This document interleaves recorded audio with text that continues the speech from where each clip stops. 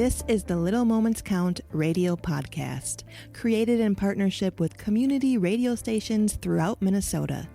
Each episode, you'll hear interviews with early childhood experts on how to support the important brain development that takes place in the first 1,000 days of life, just through little moments every day. Learn more at littlemomentscount.org/podcast. And you are listening to WFNU LP 94.1 FM. It's Frogtown Community Radio. This is So St. Paul. I'm your host, Katie DeSalle. Every Thursday from 5 to 5:30, we bring you the best that St. Paul has to offer. In our capital city, we spotlight the people, things, and places that make St. Paul a great place to live and visit.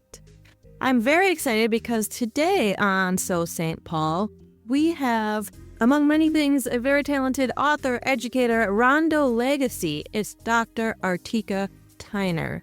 This episode of So St. Paul is presented in partnership with Minnesota Public Radio and Little Moments Count.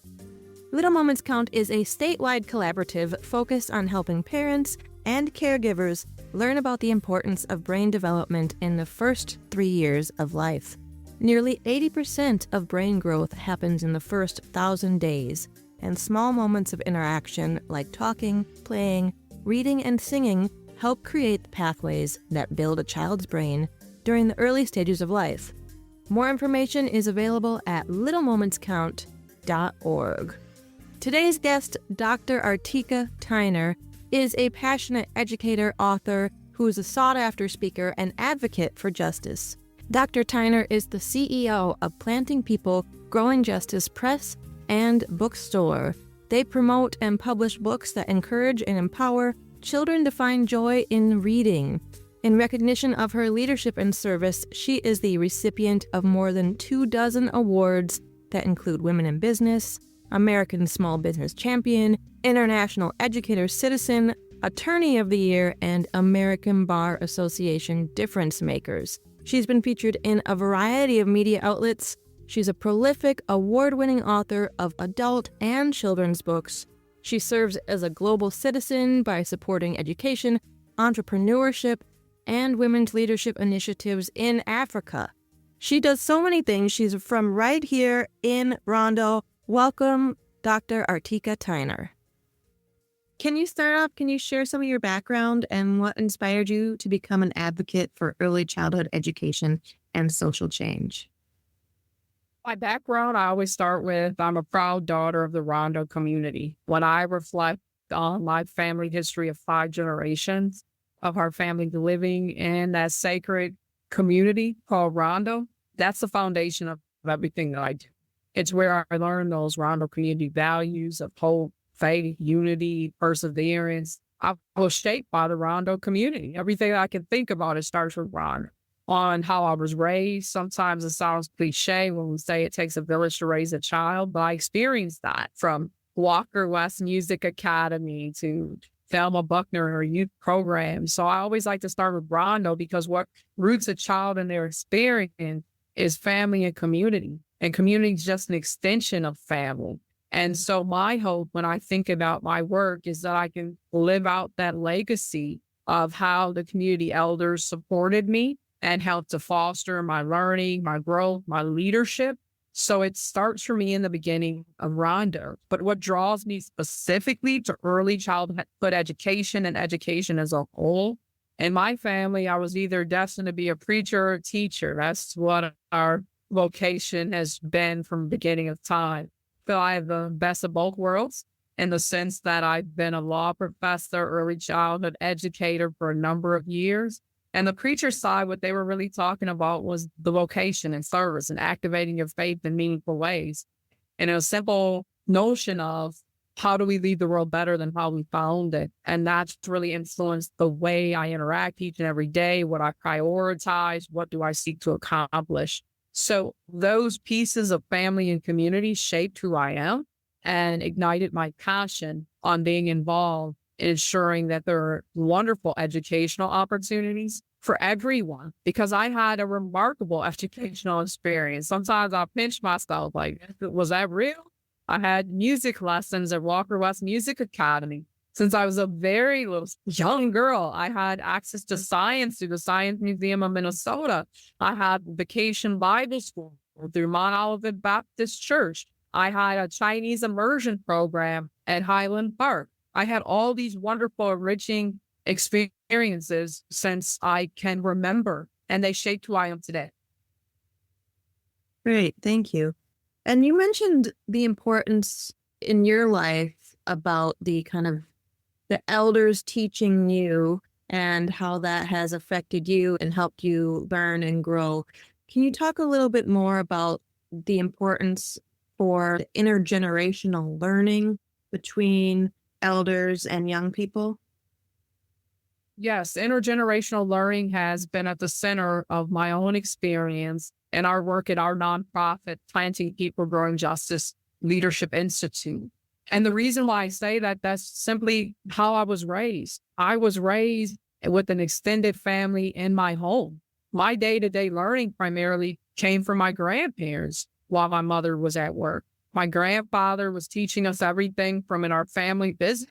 By 5, I think I was operating a switchboard, knowing what type of cars, what type of noises a car make when it's not working well. So for me, I can't help but to highlight that I was blessed with those experiences with my grandparents, their friends, the church mothers, the deacons, all of those individuals shaped my learning. And it wasn't just, sometimes we say that's a one-way street, that they shaped my learning because I was a young person, a child, so they were shaping and molding me. But what I love about culture and community is that it's actually a two-way. In the same sense, I was teaching and engaging them. I was keeping them. Now we know, based upon the research, that as our elders have more opportunities around interactions with younger people, that increases their cognition, that increases their longevity. So I didn't need research to tell me, or I think they call them the blue zones or something like that, where people are living past the century and having these great communities. We did that naturally. We did that as we sat down at the table every Sunday, and we still do today when we were there for Sunday dinners. We were doing that naturally, sharing information, knowledge. I became an attorney at the Sunday table with my grandfather. How? He was teaching me very early the critical thinking skills that I need to be an effective debater. He was always asking me, I was like, is it like a book report every day? I always had something that he wanted me to research and do. I didn't understand it as a child. It was just like, will he give me a break so I can play and do other things? But I now, when I look back at all of those things, since early childhood, I was groomed to do the things that I do today. Great. You mentioned your organization, Planting People Growing Justice. Can you tell our listeners about it and what led you to start it? Yeah, so you're celebrating 9 years of growing impact in meaningful ways. Literally, Planting People Growing Justice started in my own living room. My friends should have known better. When we complain, I always tell my students, when there's a problem, we create a solution. So my friends had a list of complaints. It's all heart-wrenching things, and working in criminal justice, working in education, just seeing a lot of disparities. And it was just like, there's nothing we can do. Of course there is. Let's start off with helping to inspire our young people. Let's start off by increasing their access to education. Let's start off by motivating them in meaningful ways. That was only the beginning. And we made a pledge that night to each other that we would work on a new book project. That's our Justice Makes a Difference, the story of Miss Freedom Fighter Esquire. And we would produce it and donate 1,000 copies. We did that. And when I look back over it, I don't know how we did it. Well, we were able to accomplish it, but maybe Girl Scouts honor paid off. He did the cookie order sheet, and it was a book order sheet. And to the tune of $26,000, we raised the money to produce the book and to help to distribute it across the nation, across the world, and to develop the teaching curriculum. So I was like, check the box, done. But then the community was like, what's next? I was like, that's all we said we were going to do. There's not a what next. But that was really the birth or genesis of the organization, of connecting to the community, saying, what is next? What can we build? How can we create an impact? What steps do we need to take So literally everything that Planting People Growing Justice has done and will continue to do has been shaped by the community. I'll give you just a recent example. We were doing community outreach event at a school in New Orleans. And I did the presentation, and I'm an author of 42 books. So I was like, let me bring a lot of my books. And with the support of my publishers, my agent, and everyone, I had a suitcase full of books. So I was distributing my books. And then towards the end, a young lady said, okay, have you written all these books? Why haven't we seen them here? And I'm like, didn't I just distribute books? Wasn't that the whole point? But she said, our library doesn't have books like yours. So I said, okay, I'll go check out the library. I'll figure this out. But what she said was more poignant than I thought. I thought she was just given a simple complaint, but it looked like her library at her school hadn't been updated since the 1940s. And most of the books were missing the cover, missing pages. It was in bad shape. So when I say the children shall lead us, I mean it with all sincerity. I left that day, went back to my hotel room, and basically drafted a blueprint on doing HGTV's library edition.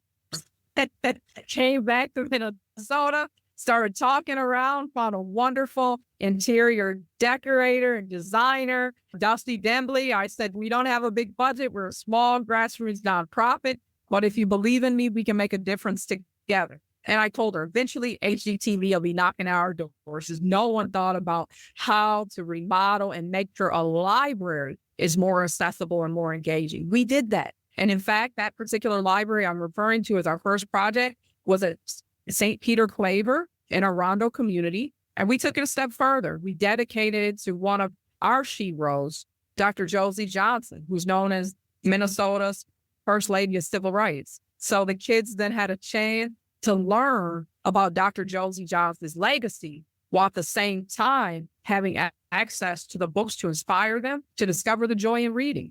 Look at that. That's sort of one child drawing something to our attention and challenging us to take action. Oh. And where is that library, did you say? At St. Peter Claver School.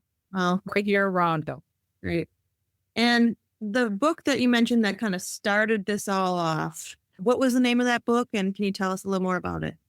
It's Justice Makes a Difference, the story of Miss Freedom Fighter Esquire. What made it so unique for me, before I worked on that particular book, I only had published legal books, academic related books, those big dissertation sort of things. But Justice Makes a Difference, I realized that book was in my heart since I was a little girl. So literally, we're talking about intergenerational peace. It's about a grandmother teaching a granddaughter about the importance of not only literacy and reading, but serving in the community. And when you see the cover of the book, you don't have to look too long. The kids always point it out immediately. The scholars figure it out within seconds. They're like, that's you, Dr. Tyner? Yes, it is. With my maternal grandmother, Nellie Knife. Why did you want to start writing children's books? I believe in that notion, you can't be what you can't see. My mentor started writing children's books. My mentor is Justice Alan C. Page, retired Minnesota Supreme Court Justice. There would be no Dr. Tyner without Justice Page. In 1999, I received that golden ticket, the scholarship from the Page Education Foundation, and Justice Page and Mrs. Page supported my education from that day going into college all the way up to me earning my doctorate. So my motivation for writing children's books started with seeing Justice Page use children's books as a vehicle to inspire and equip the next generation of leaders. At Little Moments Count, we talk a lot about the importance of representation in media and people seeing themselves in books and media. And you literally wrote yourself in a book. What are some other children's books where different people are represented in them? Written. Our collection, that's the mission of everything that we do. So when I think about, for instance, Gumbo Joy, Robert Peter Dixon Jr. wrote that book with his daughter, and he was creating the image. Literally, that's the likeness of he and his daughter, Nyla Rose. That's why the character is called Rose. But it's taking you into their culture and history coming out of New Orleans. It's giving you a sense of what does gumbo mean? Yeah, it might be a delicious dish you eat for Mardi Gras, but it really comes from West African tradition. And gumbo, even the name is derived from okra. as a traditional component of Gumbo. So all of our books, from Gumbo Joy to our Leaders or Readers series to most recently, there's two books I'm definitely very proud of because they were written by young people. That's what I love about our work as well. It's one thing to talk about inspiring change. It's another thing for young people to be a part of that process themselves. So we have Micah Allen, who wrote Jacoby's STEM Fair. Micah wrote a piece related to the importance of STEM. And I was like, that's wonderful, but it really should be a book. So all of a sudden through this book, he takes young people through the learning lessons that STEM is everywhere and can apply to everything. In addition to that, we have Ala Dali, who wrote more of that social change book. Definitely representation is key because I called my illustrator. I said, look, make sure that you have what Aya asked for. And she said, what did I ask for? Said Aya asked for characters that are wearing their hijab, which aligns with religion and culture. And she also asked that she wanted to make sure that the male teacher had a bow tie. I thought that was beautiful. She was like, he had to have a bow tie. So we followed both of her leads on those pieces. So we had the teacher with a bow tie, but we definitely have multiple characters with hijab because that represents her. It represents who she is. So when you think about that, the power of books is making representation come alive, not just in words, not just in images, but through the collective journey of reading books together. Right. I've heard you talk about the importance of literacy in early childhood.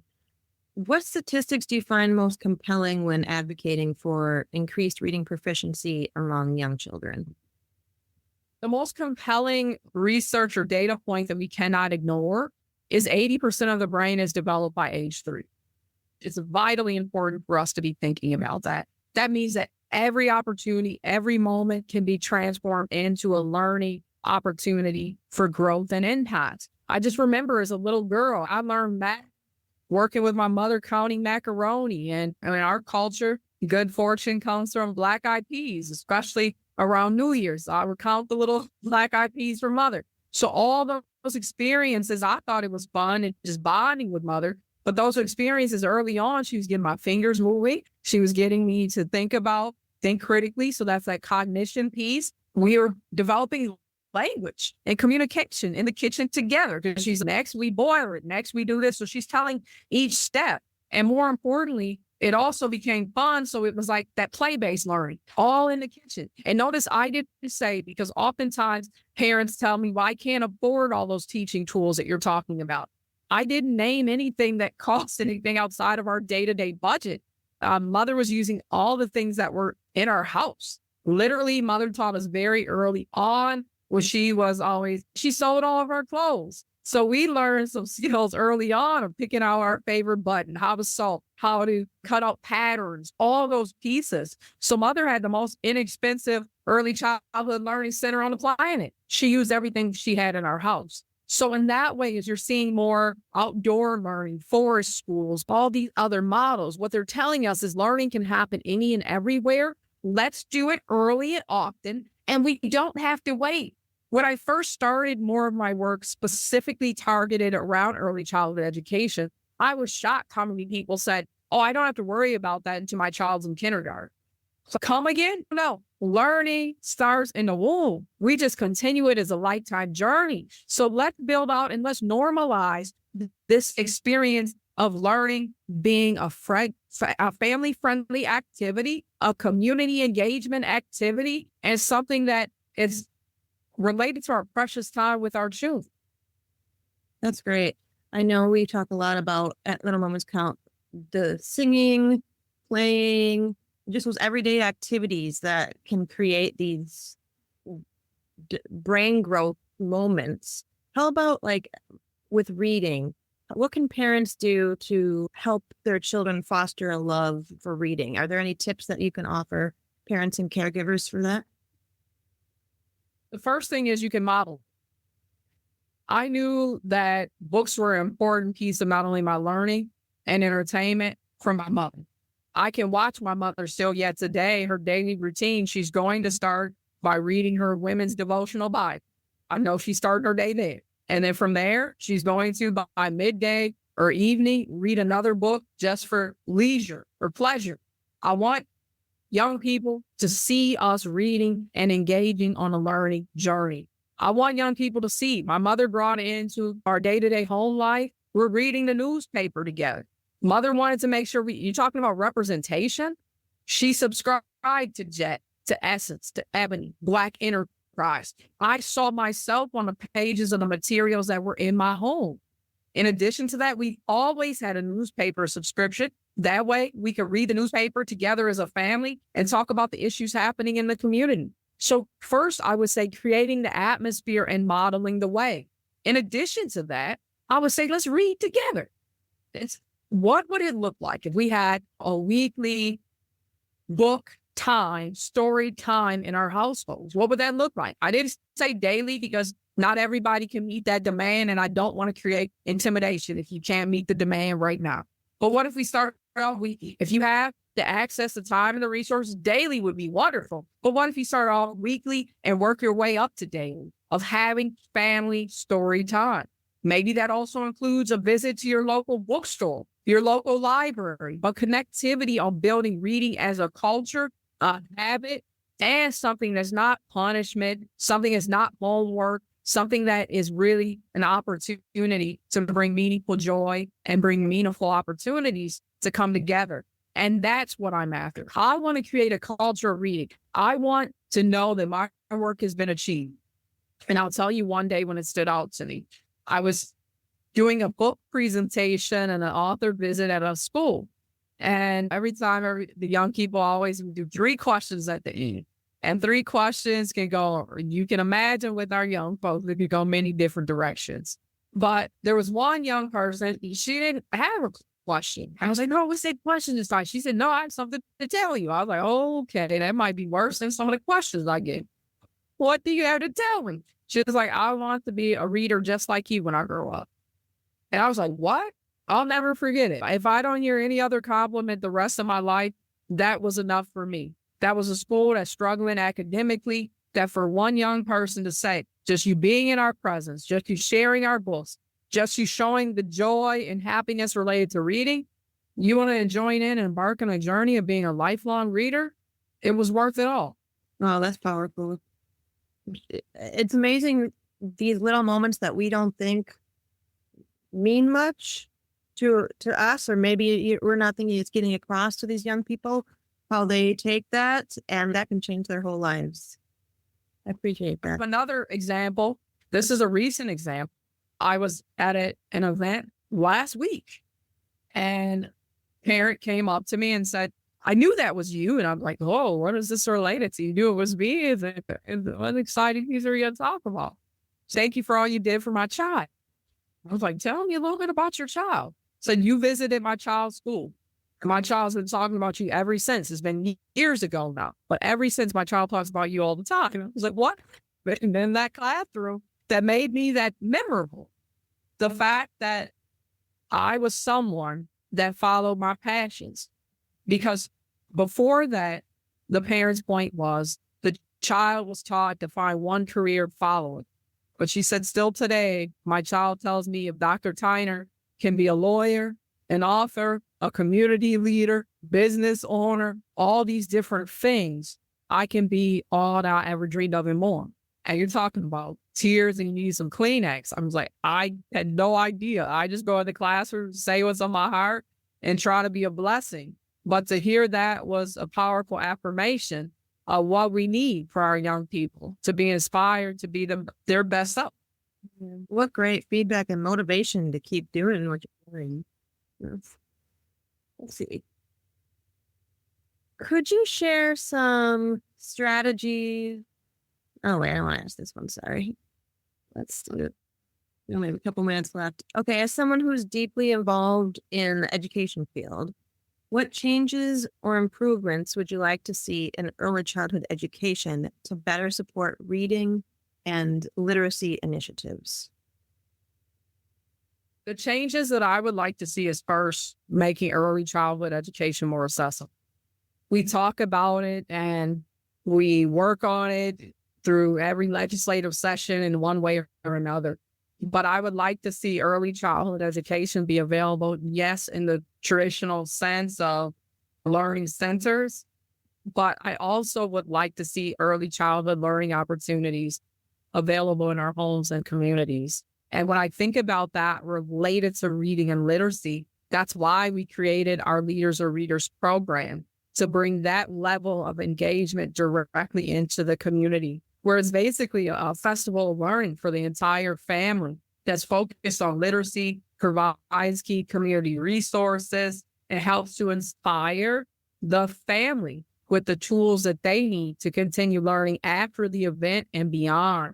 So my hope is that we can find those learning spaces of growth and engagement, and let's connect it to the data. When we know the vast majority of low-income homes don't have one book in their home library, we're changing that, because most families leave with at least 4 to 5 books after each of our convenings. We're changing that. Someone could say, I don't know how to teach my child to read. We're modeling that through our creative arts director, Linnell Lightfoot, an accomplished singer. She's showing then how even through song, through art, we can create learning experiences. So for me, I want to see my just dream in 3 to 5 years that we take Planting People Growing Justice nationally, globally, by making the model more accessible, and then communities can replicate it to reach their own goals and to serve their own needs. Great. If someone's listening and they want to know more about Planting People Growing Justice or yourself, or they want to get involved, what's the best way to do that? First of all, you're welcome to use any of our resources, information. It's all readily available. We have a YouTube channel where you can just literally watch and listen to our virtual book reads. If you're inspired to write a book, we have a collection of videos that show you how to write your book and develop your manuscript. We're also very active on social media, on Instagram and Facebook, sharing updates daily and resources and information. In addition to that, you can go to our websites. My website is my name, which is artikatyner.com, but you also have our nonprofit's website that's filled with resources, and that ppgjli.org for Planting People Growing Justice Leadership Institute. You can find us in our monthly column that is published by the Hamlin Monitor. It's called First Educator, and it's specifically targeted towards early childhood learning. So you can find us on the news, the radio, podcast. We are on a mission to literally touch the world, to show that through bringing joy in reading, through an intergenerational approach, we can create new possibilities. We can build a better society. Well, Dr. Tyner, I wish we had more time. I could talk to you for hours about this, but we'll have to have you back on again. It'll be my pleasure. Thank you so much for coming on today. Thank you. Thanks for tuning in to So St. Paul right here on WFNU LP 94.1 FM. It's Frogtown Community Radio. I'm your host, Katie DeSalle, and I want to thank Dr. Artika Tyner so much for being on today's show and sharing all of her fantastic knowledge with us all. You can hear a recording of this show at littlemomentscount.org/podcasts. If you'd like to learn more about Little Moments Count, you can visit their website at littlemomentscount.org. So St. Paul is a show all about the great things, people, places, events happening in our fabulous capital city. We are here every Thursday from 5 to 5:30 p.m. Thanks again for tuning in, and we'll see you next week. Thanks for listening to the Little Moments Count radio podcast in partnership with community radio stations throughout Minnesota. You can find the Little Moments Count radio podcast wherever you get your podcasts and at littlemomentscount.org/podcast.